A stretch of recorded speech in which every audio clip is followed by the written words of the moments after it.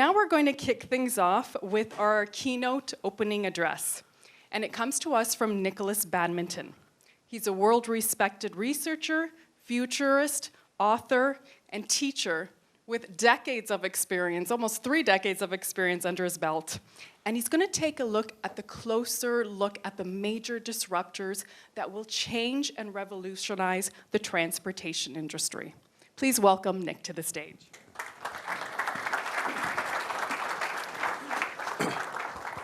Thank you very much, Katrina. I'm just going to shift this out of the way. Excuse me. Okay, so it's fascinating to think about the realms of what we can talk about in terms of auto tech. There are some omissions in what I'm going to talk about today. I just realized when I was chatting to Katrina, I'm not going to talk about 3D printing, for example, that's doing amazing things in auto tech. And there's a number of other areas that I'm not necessarily going to get into. But today I'm going to focus in on disruption and how auto tech is fundamentally changing how we look at the entire automotive business as a whole. My name is Nick Badminton. I'm a futurist. What does that mean? It means that I look at the history of where we came from in terms of technology, where we are today. I extrapolate out things that I call signals of change, and I look out 10, 20 years into the future and try and understand where we are headed. So that's what this presentation is about. It's like where we are headed with auto tech, where the disruptions will be, and how the world will change. Are we ready? One person's ready. Are we ready? So always like, yep, okay. So disruption, it's a word that's heavily used. Clayton Christensen talked about disruption within technology, but really disruption is taking the course that we feel that we've been led down and just veering off of it left and right. We don't quite know what direction we're going to take until the people that choose to disrupt that natural course that we've been told that we should take off into many directions. And I think that when we look at different areas of technology, we're at a very exciting time where research and development, there's lots of people here today that are doing amazing things like asking big questions about the world. And really the big fundamental question about, is this the way that it should be? Because fundamentally, we've been told over the years what the world should be, how we should operate, through advertising, through brand marketing, and the such like. But we're about a reimagination today. And the reimagination, it always starts with the industrial revolutions of the world. Industrial revolutions happen across 3 dimensions: communications, energy, and transportation. If you go back to the first industrial revolution, you've got new ways of communicating there, coal, transportation through steam locomotion, and whatever, through to the modern day. And now we've got this amazing exponential growth in technology and change. And really, it kind of kicked in around the early 1900s with electrification, electricity. So electricity changed absolutely every single part of our lives around the world. Then in the 1960s, 1968 to be precise, a guy called Douglas Engelbart sat there in Stanford, and he presented something called the mother of all demos, and you can go to YouTube and you can take a look at that. And he presented like something called a mouse, a shorthand keyboard, a proper keyboard. He presented like video conferencing, hyperlinking, and that was 50 years ago. And now we've got all of that in our pockets, right? At millions of times more efficiency with our mobile devices. And then in the 1990s with the internet of mobile, and everything's changed to the 2010s. I'm being kind of generous there, but the last 3 to 4 years with artificial intelligence, we're seeing a huge change. And artificial intelligence can be actually seen, like Andrew Ng says, artificial intelligence is the new electricity. It's that new point where we actually have a huge amount of exponential growth, and it will be absolutely everywhere. And I'll cover that in some depth in this presentation. But this is where we are with the 4th industrial revolution, as some people call it. Digitized communications, renewable energy, automated transportation, and logistics. These are all internets. These are all connections. These are all ubiquitous sensors, big data as a foundation, and processing that enable us in the world to make changes more quickly and to look at the world in different ways, to be able to enact change, not only from a research and development perspective, but from a daily life as well. Okay. So that's sort of the beginning of where we are, the foundation. And this fourth industrial revolution is being accelerated by a number of different technologies. And I like to look at signals, and I look for what I call signals of change. It's the things that you look at down the street, and it's like, I've never seen that before. That's really interesting. Oh, there's suddenly 10 people doing that. It's, for example, when you go down to San Francisco and you see 25 different versions of self-driving vehicles. You know that change is coming. It's not everywhere, but it's likely that it's going to be coming thick and fast. And I like to call on this quote by Paul Sappho, because it does take a long time for change to come. Because we don't just release a piece of technology and then suddenly we use it and then it seeps into culture immediately. He says it takes about 30 years for a technology to seep into culture. If you look at something like virtual reality, augmented reality that's being used right now, certainly in the automotive industry, it's taken about 30 years for that to gain pace. It took about 30 years for mobile to really gain a lot of the pace that we have today as well. And it's the same with a lot of different parts of technology. But that 30-year change, it's a cultural change. So a lot of the things I'm going to talk about today are there. It's just people not being used to them being there. So it's us being able to take it into our lives and to roll forward with that. And what's really interesting about the automotive industry is, to me, the traditional automotive industry doesn't really want to change very quickly. And that's controversial to some people in the room here. But really, when you upset the order of things, you have to change so many different elements, especially where supply chains and very complicated machinery like internal combustion engines are sort of considered. You can't just flip and change year by year, but now we're at that point where the flipping and changing is happening on a 6-month by 4-month by 1-month basis, right? So where are we in the industry? Well, we know where we came from the bicycles, from the first car from the Benz brothers, through to looking at hybrid technology, and then into Tesla's electric vehicles as well. Obviously, we're a little further than that now, and that's what I'm going to cover in the rest of the presentation. Now we've actually got a new center for the automotive industry in North America. It's not Detroit, it's Silicon Valley, and everyone's there. It's really interesting to me, the amount of traditional companies like BMW, Hyundai, Volkswagen, Mercedes-Benz, Toyota, whoever, that have all gone down to the valley. It's because that's where research and development dollars are. It's where the talent is, because now the automotive industry and the cars that we drive and the trucks that we drive, software is the platform. Hardware is the enabler. And if you just look inside a modern vehicle, you've got so many different sensors, so many different providers, so many different OEMs. It's different. It's not just hardware. It's about the software. And these are the new car companies.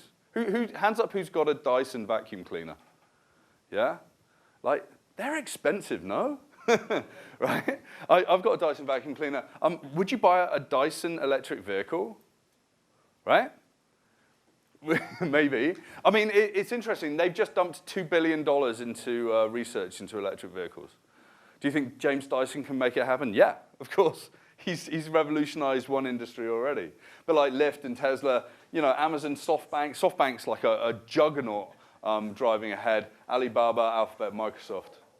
And financing of new auto tech and automotive is increasing over the years as well, all the way from 2012. You can see the huge growth that's actually coming in terms of that investment.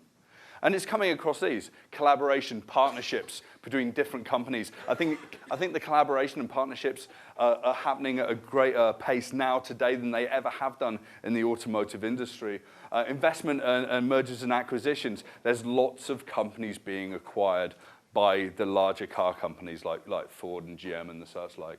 And vertical integration. Within those companies, they're developing whole new areas around virtual reality, 3D printing, but autonomous vehicles as well. It's really interesting time to be alive in the auto tech and the automotive industry. So one of the very first signals of change I ever talk about in relation to transportation and any industry is around energy, because I think we're at a tipping point. I think that we're at a position where we've done incredible harm to the environment, and we've never been so polluted as we are today. We're at a point in time where we have to change our habits away from burning fossil fuels. So this is where we get into thinking about solar. Now, I don't know if you've ever seen this before. This is Green Panda out of China. There's about a 300-hectare solar panel farm. Isn't that amazing to be able to see that? Well, the World Economic Foundation, World Economic Forum actually says that we're installing about 70,000 solar cells an hour right now. Most of those are in China as well.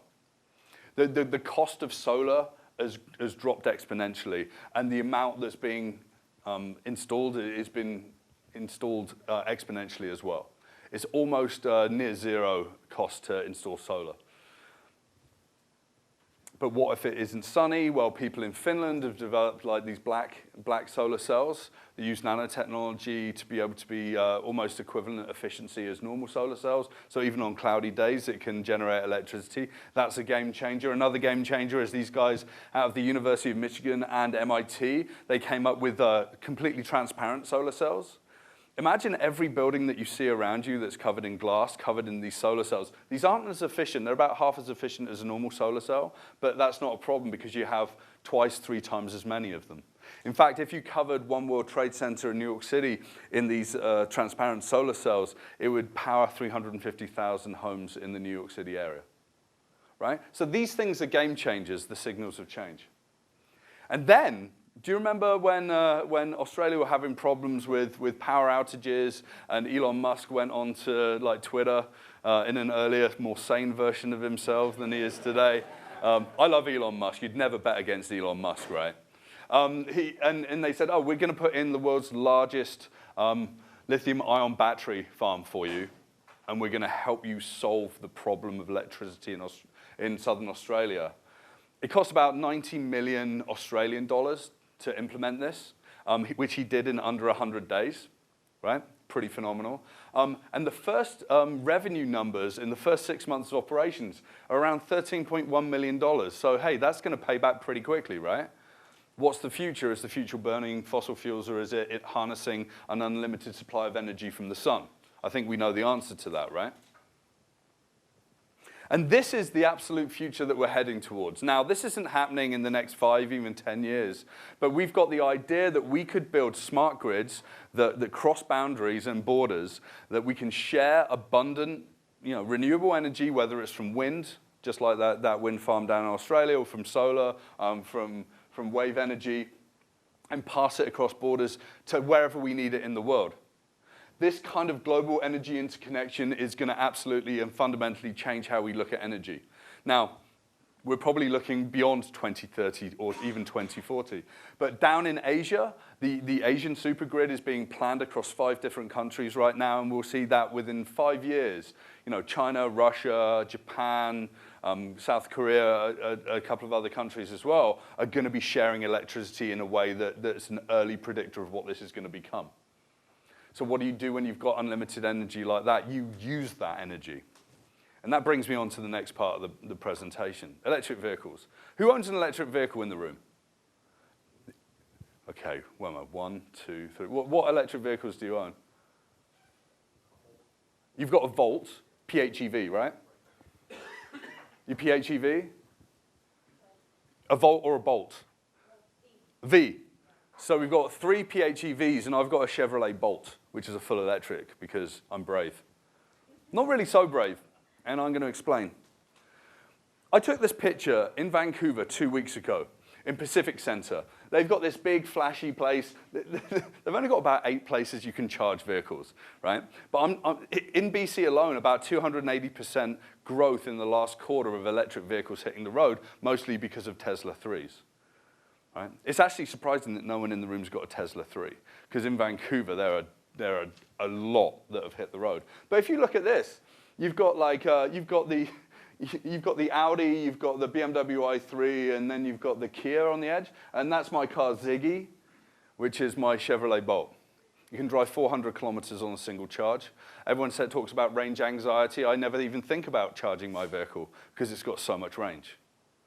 Never. No, it's just a nice to have this and free electricity. I've driven over 3,000 kilometers since I've owned that car and spent 0 on fuel. right? I'll spend nothing. Total cost of ownership of electric vehicles is hitting rock bottom. But over the years, we're going to see this total cost of ownership driven change towards electric vehicles coming. And it's going to be a little slower in larger markets like North America because we don't like change, right? And if you still go to, it's interesting to me, when I go to the car dealerships, there's no electric vehicles anywhere. When I went to buy my electric vehicle, there was one for test drive amongst 3 different dealerships in the whole of Greater Vancouver area. And I had to go and drive my friend Peter's car to just go and see what it was like. And when I did, I saw it as an absolute no-brainer. So dealerships and the automotive manufacturers are not helping the change, but there's some countries that are really helping. But you know, the researchers are doing some really interesting things right now. You know, we've been trying to aim to get to the 1,000-kilometer mark in terms of one charge and range.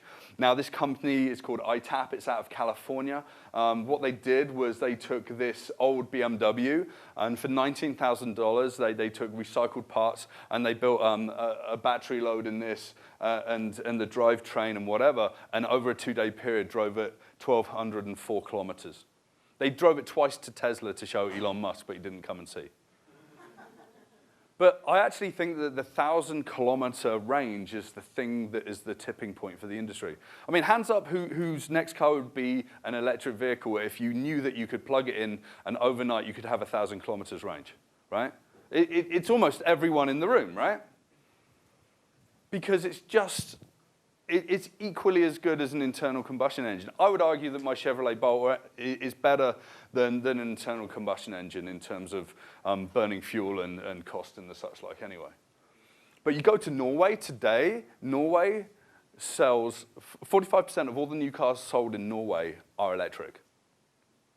Now, Norway became incredibly rich from oil and gas, right? Now, they're now divesting away from that in their entire investment portfolio nationally, which is super interesting. They're also, they've forgone the taxes on electric vehicles. They actually give you extra benefits like cheaper ferries, preferential parking, a number of different benefits for going full electric. It's cheaper to buy a Model S in Norway than it is to buy a BMW M3. And if you're given that choice, what would you buy, right? I'd certainly buy a Model S in that situation. And they actually think that by 2025 in Norway, there'll be 100% electric vehicles will be sold. And they're actually saying by 2040, electric vehicles will be accelerating to about 54% of all new vehicle sales. Right? Do we believe that? I actually think that that's a hugely conservative estimate. I think we're going to move a lot more quickly than that. But we're only going to move a lot more quickly if a lot of the big car companies get out of the way and start upping their production, right? And it's coming to other forms of transportation as well. We saw the Tesla Semi, and now we've got a Volvo Semi coming as well. Over in Norway, we've got the fully electric the car ferry. I was just on the Isle of Skye in Scotland a couple of months ago, and there was a diesel hybrid electric ferry that ran from Sconsa to Rase across this little strait. It was amazing that technology's coming that far. And the bottom left is a massive freightliner from China that goes up the Yangtze River. It doesn't have a huge amount of range, about 40 kilometers range. Ironically, well, it's fully electric, but ironically, it transports coal up the Yangtze River. I mean, seriously. But I'm not going to talk about China too much. A couple of points in this. In China, they are rolling out about 9,500 electric buses every 6 weeks. I could have done an entire presentation on China and what it's doing in electric vehicles and how it's going to be miles ahead of who we are, like it is in solar, like it is in other forms of renewables, to adjust its sort of carbon footprint, which is pretty terrible. It's going to be there. There's nearly 500 smart cities in China that are under development today as well. So these are fully connected, platform-driven, software-driven, algorithmic cities that are going to be connected to algorithmic buses and algorithmic electric vehicles with self-driving capabilities. It's pretty amazing, right? So, you know, looking at the energy, moving towards electric, looking at electric vehicles. But electric vehicles aren't going to be the thing that really hits us too quickly. And that's probably a good thing for people that work in aftermarket parts, because this is where a huge amount of disruption actually comes here. Current estimates for lifetime of today's electric vehicles are around about 500 1,000 miles. That was taken from a recent case study on a Tesla Model S that's being driven around California, right? So that's a huge change from where we are with ICE vehicles today. And about 80% of aftermarket OEMs say that they're not prepared, right? So if you do work in the aftermarket, here comes some really big disruption for all of us. If you actually look at the share of how you make money in the aftermarket, you've got wear and tear, crash-relevant parts, services, diagnostic products, and a little bit of other pieces of that as well. But that's all going to be changed. Now, what was really interesting, that there was a study done last year by UBS. What they did was they took a Volkswagen Golf, and they took a Chevrolet Bolt, the car that I drove. And they ripped them apart, and they tried to work out the cost of building those vehicles and when they'd hit parity. We've hit parity this year. I mean, Chevy loses a little bit of money when they sell the car to me, but you know, they're gaining market share there. But UBS, when it ripped, you can download that report. It's about 95 pages, and it's very in-depth and thorough about what that means. When it actually looked under the hood of the two different vehicles, they actually saw a huge change. In Chevrolet Bolt, there was 35 parts. And really, out of those 35 parts, there's only 4 or 5 that are really moving, and they never break. I never use brakes because I do regenerative power generation in my car that does all the braking using the drivetrain, and I sometimes have to put washer fluid in my car. But versus 167 parts in the Volkswagen Golf, and like, yeah, how many times do you need to go and take your car in for maintenance on a yearly basis? It's not a good thing. The after-sales revenue pool could drop by about 60%, or about $400 per vehicle per year. So the aftermarket gets absolutely devastated by electric vehicles. Electric vehicles, we saw about 54% by 2040, so it's not going to come thick and fast. But by 2030, that industry is going to be devastated in a lot of different areas. You're going to see a lot of people having mergers and acquisitions. You're going to see a lot of the companies that produce the vehicles taking back control of that aftermarket as well. That's a couple of predictions for you. This is an upgrade in an electric vehicle. It's a purchase of extra range or whatever features that you actually want. This is taken from a Tesla Model S, right? So you want to increase the speed and you want to increase the range. You just like hit purchase, put in your credit card number, and you're done. You never need to see a dealer. You never need to, deal with the car company directly. So this is what happens to that graph we had before. EVs disrupt wear and tear parts. There's just not that many of them. Autonomous vehicles disrupt crash-relevant parts because if we think about it, autonomous vehicles shouldn't crash that often. Software and cloud computing should disrupt the services element of that. That's where the aftermarket is, cloud and services. That takes us on to think about platform. And I think platform is as much about business model as it is about technology. And one of the business models that I think is amazing is around cooperative car schemes. Does anyone use car schemes here? I was using Car2Go a lot in Vancouver before I had my car. There's a number of others. What's really interesting is if you actually switch to these services, it actually removes about 14 vehicles from the road per person, right? So 15-to-1 ratio. And now you've got instances where companies like Lyft and Uber are experimenting with this. And Lyft actually came out with a scheme earlier this year where for about $300 per month, you could have unlimited use of a Lyft service. So suddenly you no longer have to own a vehicle. You spend $300 a month for an application on your phone and have on-demand vehicles. And imagine what happens when autonomous vehicles come as well. It's huge disruption, right? And it's not that convenient today. Culturally, we like to have a car that sits for 95% of its life in a parking lot or outside of our house. Why would we do that? Culturally, our kids are not going to think that way. Then Mercedes-Benz Bank is playing with this as well. For a monthly fee, you've got access to a number of different vehicles, 12 vehicles for a year, for a single monthly payment. Who wouldn't like to actually try a number of different Mercedes-Benz on a monthly basis? Didi out of China is doing some really interesting things here. They actually started an e-vehicle sharing service with 12 automakers, so both Chinese and North American as well. And what's really fascinating about that, it had such a large amount of uptake that it was a car sharing service that let you test drive vehicles so you could think about buying them. So this number of test rides in 90 days was 1.4 million test drives. What automotive manufacturer can boast that? Didi do not make vehicles, they just had the partnerships. And the automotive industry really appreciates these kinds of things, but they know that the disruption's coming because they've got the platform, they've got subscription as the future versus ownership. And really, by 2040, and that year's been touted in this a lot, it's almost when we hit the singularity, so says Kurzweil and his friends, $1 trillion in revenue in terms of ride sharing and ride hailing. That's a lot of bread, right? That's a complete change of how we operate today in the world. And that's a lot of vehicles on the road that are being used more. So, you know, is that good for the environment or not? Because not all of them are going to be electric at that point. Okay. So we've seen a lot of disruption in this presentation, but this is when it gets super serious. Back in 93 to 96, when I was at university, I did a course called Applied Psychology Computing. I specialized in artificial intelligence and linguistics, and AI was pretty terrible. It just didn't work that well. In the last 5 years, we've seen artificial intelligence investment rising. We've seen developments being invested in. We're seeing lots of collaborations. We're seeing the largest companies in the world investing billions of dollars in artificial intelligence as the future. And this is where we've gone. We've gone from 1997 with Kasparov being built by a computer for the first time, by IBM's Deep Blue computer, to IBM Watson then winning Jeopardy against the best Jeopardy players.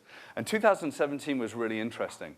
AlphaGo learned how to play the game of Go, Chinese game of Go, from learning all of the games that went before it, and then playing Masters, and then it played Lee Sedol, ninth Dan Go Master, and beat him 4 games to 1. And during the playing of that game, it played intuitive, very human and creative moves that made him a better player. And then following that, about 6 to 8 months later, they created something called AlphaZero, where it didn't learn any previous games, and it just taught itself over 40 days how to play the game of Go on its own. And it's completely unbeatable. It also learned chess in 4 hours and became completely unbeatable, and it changed how chess strategists and grandmasters think about gameplay. So this is about human and the machine. We get better by using artificial intelligence. This isn't Terminator walking in, destroying everyone in the room, and suddenly being the grandmaster. These are tools for us to use, right? The conversation that's happening in the media is wrong about AI and the destruction of jobs. At no point in time has a piece of technology come in and destroyed hundreds of millions of jobs globally. They've just created new kinds of jobs. And sure, you won't be having kids flipping burgers in Burger King or McDonald's, because no kid should be doing that. They should be doing something valuable with their lives, right? And by 2030, they think that there's going to be a $15.7 trillion boost to global GDP through efficiency and new industries and growth. So AI is a platform. It's a set of tools. It's going to be the foundation of everything that we do. It's going to be in every single device, every single car, every single university seat. You know, it's going to be an interesting world. But it's not going to be our nemesis, and it's not going to be like watching us working out how to destroy us. That's a misnomer. And this is the amount of interest that there's been in autonomous vehicles, and this is where AI becomes real for the automotive industry. And this is, these are people searching for new kinds of technologies, and autonomous vehicles are front and center of the thinking of consumers, and are we worried? No, we're watching this area very, very carefully. And the Department of Transportation in the States actually think that by 2023, we're going to be seeing more vehicles hitting the road as on-demand self-driving vehicles than vehicles that you're going to buy yourselves and drive yourselves. This is a very sober organization. I actually think this is around about right where that tipping point's going to be. I don't think it's going to come that quickly.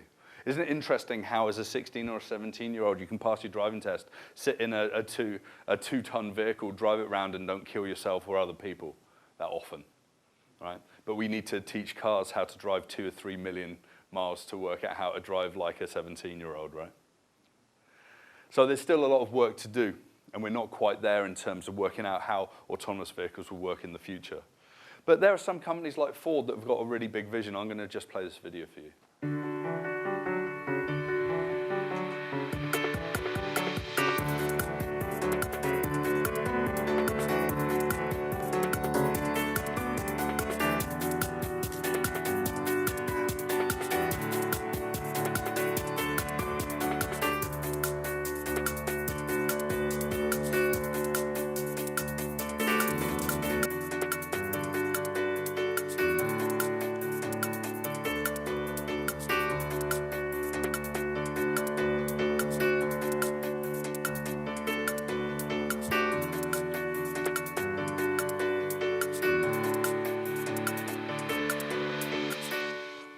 And this self-driving capability is being trialed in Miami. You've also got self-driving capabilities being driven out of Arizona right now.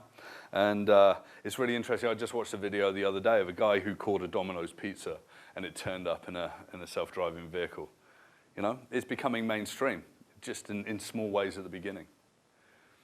And then earlier this year, this company Embark, there was a self-driving truck that drove from San Diego to Florida with very little engineer interaction. I think about 2 or 3 times during that time. Really interesting.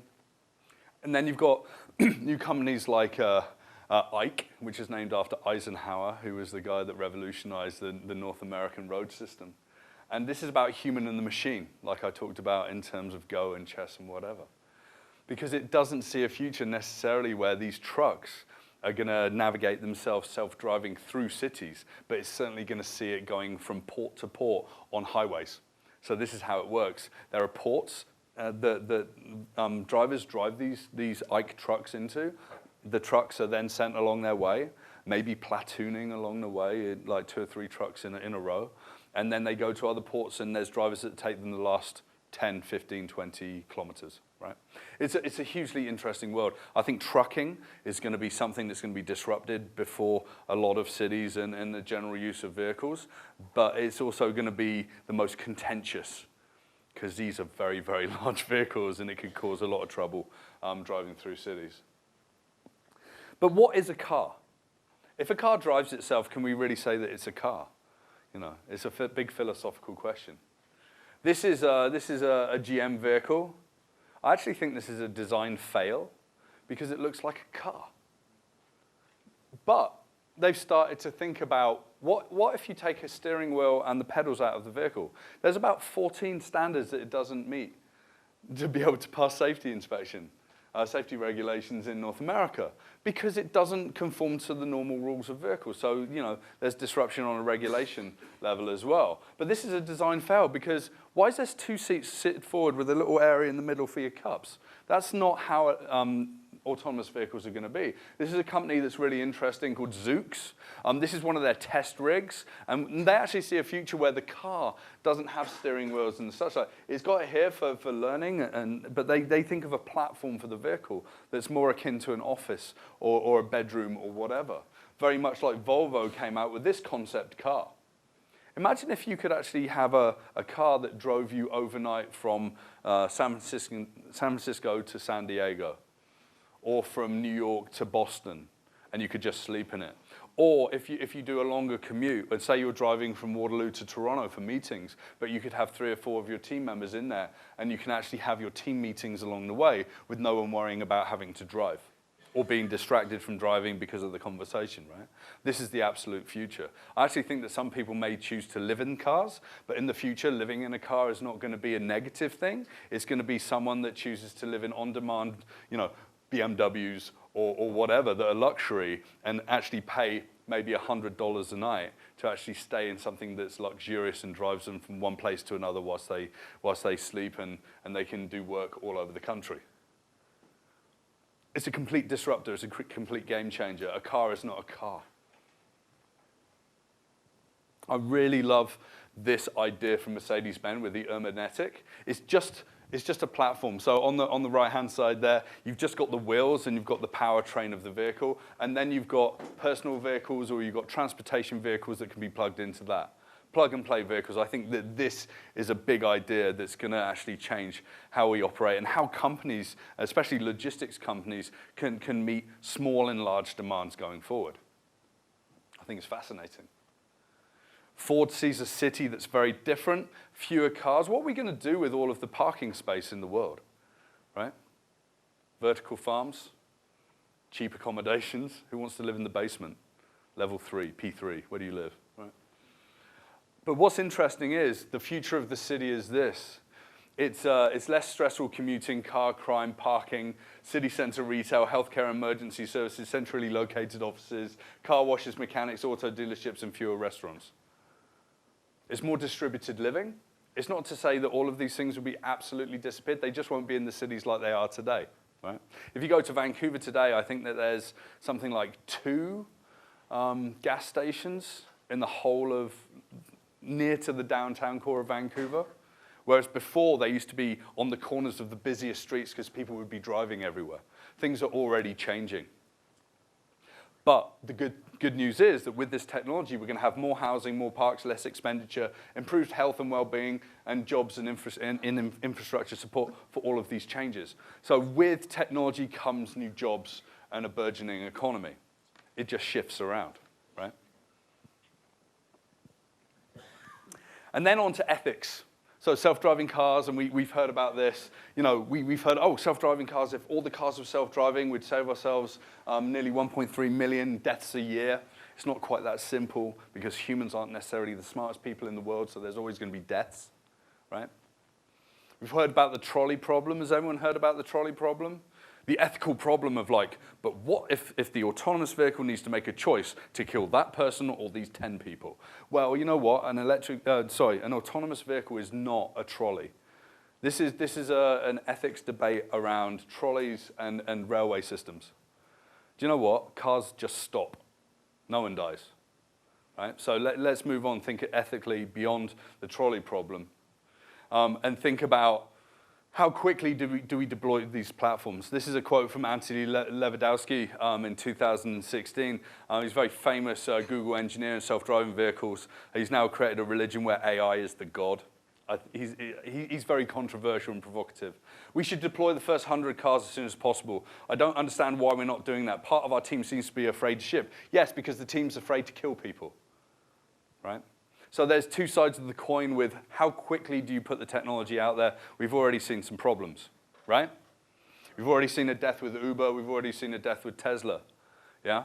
And sometimes this is human error. In fact, both cases it's human error. Because do you know what? Self-driving vehicles don't have a self. We have to build in the ethics and the rationalization from human engineers. And autopilot isn't auto, really. We've got the point where the Toyota North American CEO is still saying people are still going to die in vehicles on the roads, right? Unfortunately, it's very complicated with millions of cars driving around, not all of them being self-driving and humans being in charge of certain elements. Today it's driving the vehicles, and in the future it's programming the vehicles and training the vehicles on test data. So there was the Tesla problem, right? And the crash that happened, I think this is down in California. And they're not particularly sensitive people, the people at Tesla. If you look at their press release, it's pretty disgusting.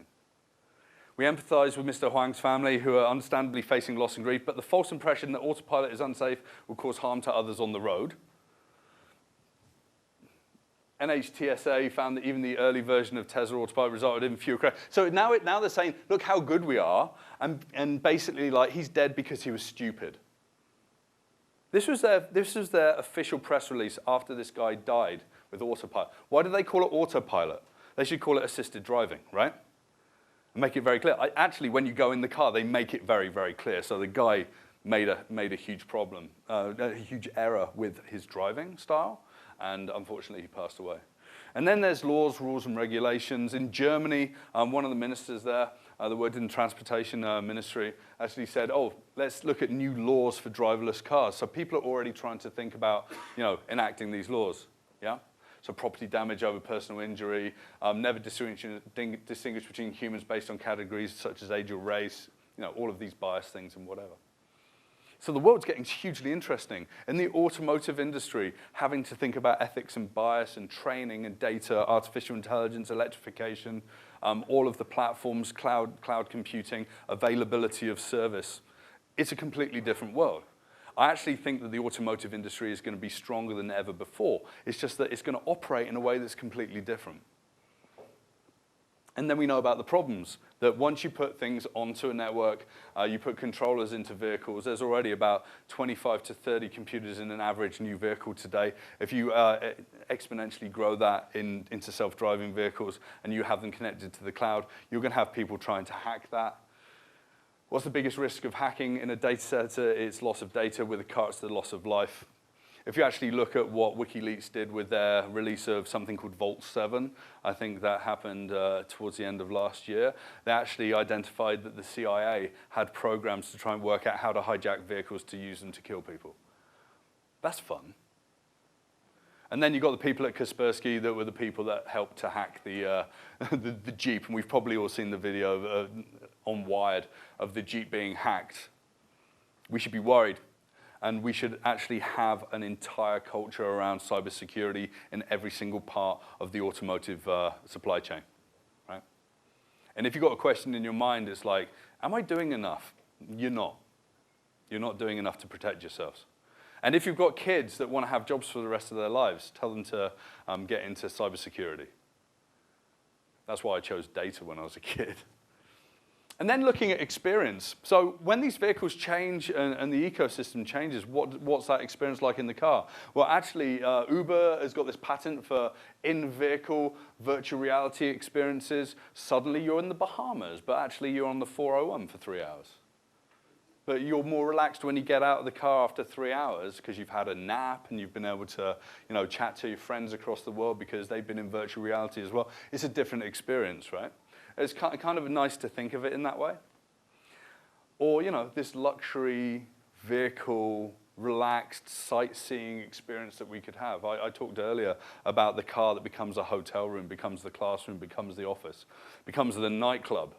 How about an interconnected nightclub where you don't have VIP lounges, you just got, the BMW, the Mercedes-Benz and whatever, and they're driving around one part of Toronto, Windsor, London, Paris, Tokyo. I'm not really going to talk about flying cars so much, but I do want to say that this is Larry Page's flying autonomous car, and they're coming. Uber's already started that as a route forward. In LA and Dubai by 2020, you're going to have flying taxis in those places. And it's kind of incredible to think. It's like, where's the flying cars? It's like, well, they're coming. They're not going to be numerous. There's not going to be thousands of them per city. But this is for the people that really want to be flash. Now, how did you get here? It's like, I flew in my flying on-demand car. People are still dying in the tests of these, by the way. It's pretty dangerous. So where are we headed towards the future? Okay, I'm a futurist. I've looked at a lot of things that are happening today. I'm making a few predictions about where we're going in the future. Some people aren't going to believe them. Trust me, I think that I'm pretty much on the money. I actually make monetary bets on a lot of this stuff. And it's because of this, Amara's Law. I don't know if you've ever heard of Amara's Law, but it says that in the short term, we completely overestimate the effect of technology. And in the long term, we completely underestimate the effect of technology, right? AI, Terminator. In the long run, it's going to be running every single part of your life, right? Those kinds of examples. In the short run, self-driving cars everywhere. In the future, actually self-driving cars everywhere. But a complete disruption of the automotive industry, how smart cities work, how society works, and how kids don't even look at a vehicle and think that it's a car that they own. So what do I think is going to happen 2025? A lot of futurists don't like to make predictions, but I do. So self-driving taxis, transit, and trucks become commonplace by 2025. Electric vehicle adoption starts to rise exponentially with more charging infrastructure, which is key, and incentives being available. Government has to step up. Cooperative and on-demand autonomous driving cities start to normalize autonomous driving in cities. And that's because we have to have a cultural change. In 2030, what's going to change? EVs will drive 200 kilometers on a single charge as standard, and people won't really buy internal combustion engine vehicles. In fact, I think it will become so expensive to insure those vehicles and own those vehicles in the future, it will actually be prohibitive to own them. Human-driven vehicles outlawed on highways, replaced by on-demand city-to-city transportation and onboard cloud-connected autonomous systems. I think by 2030, this is going to be an absolute reality. And I haven't even put any guesses about what 2050 is going to bring us. It's going to be completely different. And that's a long way to look out, I'll be honest. That's a little difficult for me. So where are we today, and where are we headed towards the future? Well, we are a place today where we've got a huge amount of opportunity to make the changes in the world that fundamentally redefine what automotive is. This is the AutoTech Symposium. I'm very excited to be here. Come and chat to me. We've got some time for some questions now, I think. And my name's Nick Badminton. I'm a futurist. Thank you.